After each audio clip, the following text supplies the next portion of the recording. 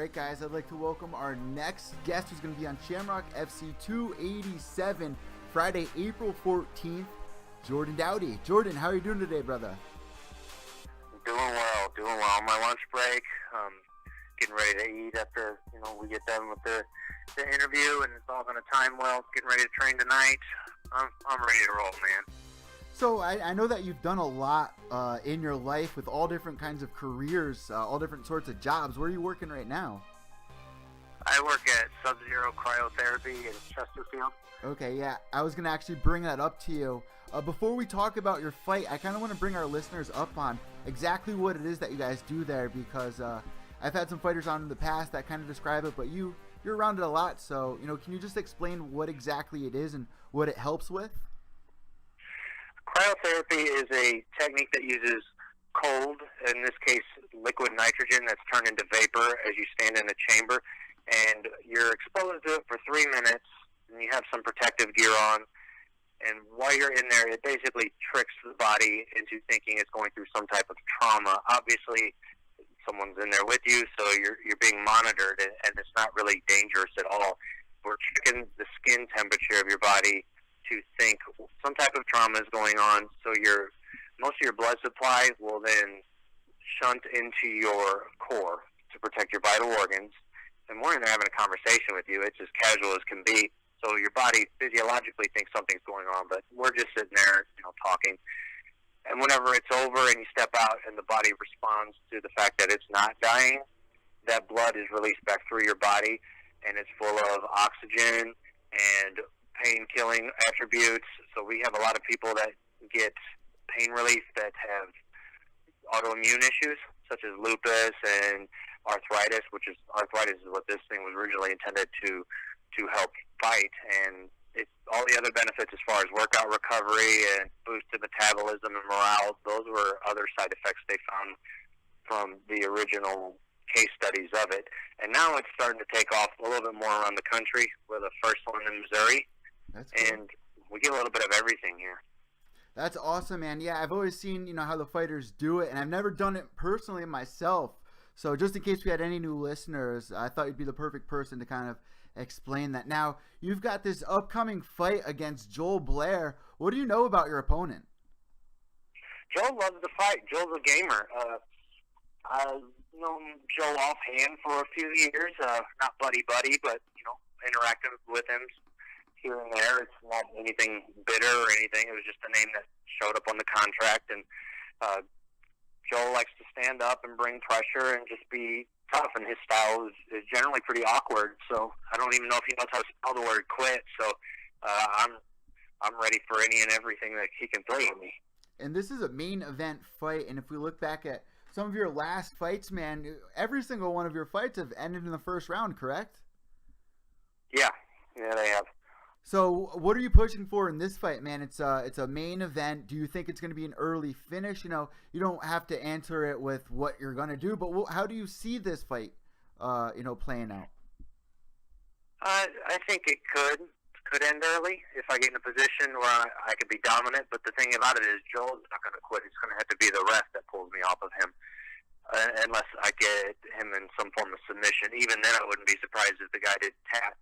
But I could see it being, dirty, grimy 3 rounds, and I just plan to be advantageous in all my positions and stay ahead. I know he's going to try and come forward and bring the pressure, and, I have an answer for that too, and then I can do the same in turn. So really, as far as I picture it, can go all over the place. I mean, I could see it being early. I could see it being 3 rounds, and, everybody gets out there a little later then. So, Joel presents some interesting challenges. Technically on the ground, he's not even supposed to be near my level, and if it ends up there, I'm definitely at an advantage, and I feel I have the advantage everywhere. Joel's biggest thing is that, he's just tough as shit, so there's really not much you can do about it other than try and put the guy away and not overcommit to a certain thing or too much energy in one moment that can backfire on you. Yeah, yep. And we've seen in your past couple of fights, man, you definitely put on one hell of a show. Do you feel added pressure in this fight, because it's a main event, or you're just looking past that really? Well, as far as the main event goes, no, not really. The only thing with it that comes is that you got to wait longer to fight. You got to wait longer to weigh in. You're the last one to weigh in. You got to wait longer to fight, so you stay up later the night before. I mean, that's really what it comes down to. It's like the song says, the waiting is the hardest part. I mean, the fights, I don't get nervous for fights. When I make weight, I'm happy and I'm ready to go. And then, you get there early so everybody can make sure everybody's lined up and taped and the show can run smoothly. And then you just sit a little waiting. Well, I actually just had one of your training partners on. I saw that you guys were just running sprints and puking. Aaron Highfill, he just came on, and before I even let you do the interview, I was like, man, are you driving by chance? Because Aaron was actually just on the show last week before his fight, and he got pulled over during our interview. He's a cool dude, man. What's it like training with him? Aaron's the man. He's such a happy-go-lucky guy, and he's also one of those blue-collar tough guys. And that actual post you're talking about was from 2 years ago. Me and him were on the same show, and we were out running sprints and on Cahokia Mounds, which is like a giant stairwell. And so he stopped at the top of the hill, flew up one time, and just kept going. Interestingly enough, now he's on the same show with me again. So he just took one on short notice for the same card. And the last time we were both on that one together, it worked out pretty well for us. So we were talking last night, like, hey, sounds fun, let's do it again. Yeah, you guys, you got the main, he's got the co-man, and like I just said, he just fought last week, and he's one of the most talked about fighters in Shamrock FC.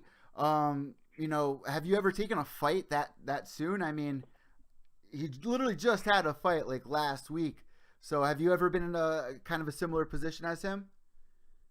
Not as a pro, but the thing about Aaron's fight with Jake Lindsey was, I mean, he lost the fight by decision, but he was in there for 15 minutes, didn't even get hurt. It was a weird fight. It was more like position battles, and it was almost like he just sparred some harder rounds, but he didn't come out with really any cuts or scrapes or really any dings. So he just kind of fed out for a bit and healed up from the weight cut. And now this week I saw him in there yesterday getting some work in, and he's going to ride that flow of being in shape and go into the next one. So it's a good opportunity for him to right, the wrong of that loss, and he doesn't have to cut as much weight.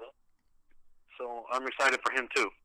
Yeah, I mean, Jake's a UFC vet, so that was a tough fight for him, and he would get a lot of recognition if he won. So I'm excited to see what he can do in his upcoming fight on this card. But man, I got to ask you, I was kind of looking at your profile. What's a Paxi donut? What is that?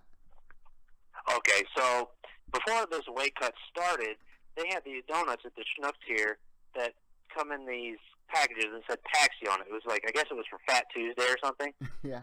So I'm Mardi Gras, and I'm just like, whatever. Okay, this is my last hurrah this weekend. Eat anything I kind of want. I do like donuts. Like I eat healthy most stuff, but we have my own meals. And these Polish donuts were insane, man. They were really damn good. And so I've been cutting weight for almost 2 months now, and they're dieting. The cut part comes now, but I'm just to that point where I'm craving all types of stuff, and I'm trying to plan ahead for what I can have and my plan of attack for what I'm going to put on a little bit of my weight back on and have my life back. Right now I'm kind of constrained by my diet. Yeah. And so I was trying to locate one that has it outside of those typical time frames, and so far I haven't been able to. But I suggest if you find one to try it because they are quite delectable. I've never even heard of them, man, so I'll definitely keep my eye out for them. So one more thing that we got to ask you before we let you go is, what do you do outside of all the fighting? I mean, even your work. I mean, it's kind of involved in fighting. Do you play video games? Do you go hunting? Do you have any side hobbies that you're into?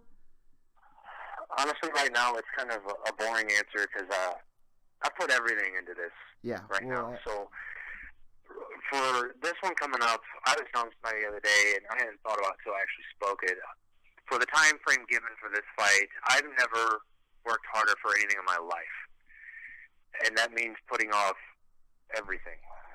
Work, and I'm also in grad school, and with working full-time, grad school, and training sometimes twice a day, I really don't have a social life. There's a lot of things I haven't been able to do, and I'm to that point now where this finish line's in sight, and I'm ready to go. I'm pumped. I'm excited. I want to make weight. I want to go out there. I want to get my victory.